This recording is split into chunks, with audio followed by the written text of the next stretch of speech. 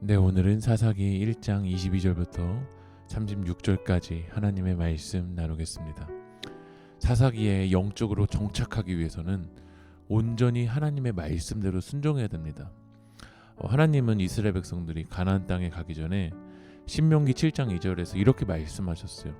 네 하나님 여호와께서 그들을 내게 넘겨 내게 치게 하시리니 그때 너는 그들을 진멸할 것이라.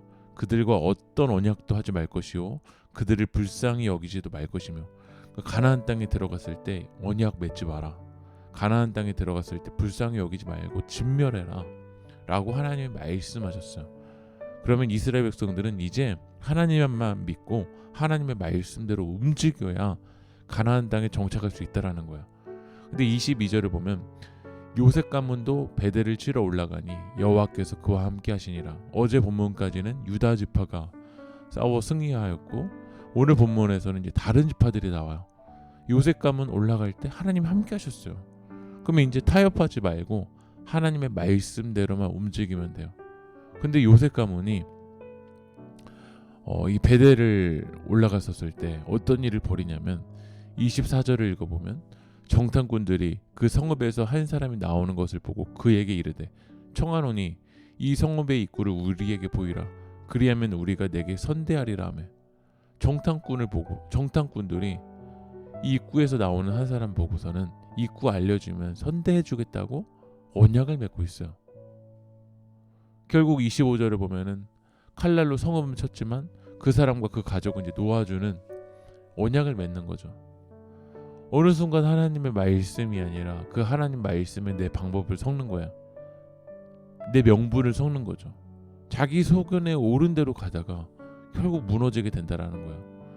다른 지파들도 가나안 땅에 정착하는 모습을 보면 27절 보면 므낫세가 벳사한과 그의 딸린 마을들의 주민과 다낙과 그의 딸린 마을들의 주민과 돌과 그의 딸린 마을들의 주민과 이블르암과 그의 딸린 마을들의 주민과 무깃도와 그의 딸린 마을들의 주민들을 쫓아내지 못하며 가나안 족속이 결심하고 그 땅에 거주하였더니 그 주민들이 쫓아내지 않았다는 거야. 주민들을요. 분명히 하나님이 진멸하라, 쫓아내라, 이것이 하나님의 뜻이었거든요. 그러니까 가나안 족속이 오히려 어떻게 하냐면 결심하고 그 땅에 거주하는 거야. 하나님의 말씀대로 살아가는 것보다 가나안식대로 살아가겠다는 게 더 큰 거야. 내가 믿음대로 하나님 말씀대로 움직이겠다는 것보다 가나안 사람들이 오히려 나는 여기 거주할 건데 라는 그 결심이 더 큰 거죠. 우리들은 믿음대로 살아가겠다는 것보다 가나안의 결심이 더 크고 있지 않습니까? 가나안의 결심보다 우리가 온전히 하나님의 말씀대로 살아가겠다는 그 결심이 더 커야 될 줄 믿습니다. 28절도 읽어보면 이스라엘이 강성한 후에야 가나안 족속에게 노역을 시켰고 다 쫓아내지 아니하였더라. 분명히 이스라엘은 강성했어요. 왜냐하면 하나님 함께 하시니까. 그런데 이스라엘 백성들은 힘이 있음에도 불구하고 쫓아내지 않는 거야. 점점 타협하는 거야. 하나님의 말씀에 내 방법을 섞는 거죠. 힘이 없어서가 아니라 하나님의 말씀대로 온전히 살아가겠다는 마음이 없어서인 거야. 29절을 읽어보면 에브라임이 게셀에 거주하는 가나안 족속을 쫓아내지 못하며 가나안 족속이 게셀에서 그들 중에 거주하였더라. 단순히 우리가 사람을 쫓아내지 못했다고 생각하지만 이 가나안의 신들, 가나안의 우상 숭배를 그대로 흡수한 거야. 그래서 하나님은 진멸해라, 쫓아내라 라고 말씀하시는데 이스라엘 백성들은 점점 내 방법과 내 생각을 섞고 있는 거죠. 그리고 이스라엘 백성들이 쫓아내지 않은 이유가 있어요.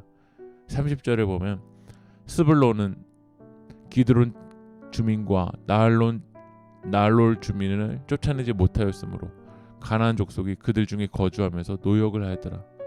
가나안 족속을 노역을 시킨 거야. 노역을 시키면 경제적인 유익이 있죠. 믿음의 유익보다 어느 순간 이스라엘 백성들에게 이 경제적인 유익이 더 커버린 거야. 경제적인 문제가 필요 없다라는 게 아니에요. 그런데 하나님의 뜻보다 더 앞설 수는 없어요. 우리는 경제적인 유익을 더 사모합니까? 아니면 믿음의 유익을 더 사모합니까? 가나안에서 믿음으로 살아내기 위해서는 온전히 하나님의 말씀대로 순종해야 됩니다. 가나안화되는 그 결심보다 하나님의 말씀대로 살겠다는 그 순종이 더 강해야 돼요. 경제적인 유익보다 하나님이 주시는 그 믿음의 유익을, 생명의 유익을 더 크게 사모해야 될 줄 믿습니다. 기도하겠습니다. 하나님, 하나님의 말씀대로 온전히 순종하고 쫓아내야 될 것들을 철저하게 쫓아내는 믿음의 사람이 되도록 인도하여 주시옵소서. 예수님의 이름으로 기도합니다. 아멘.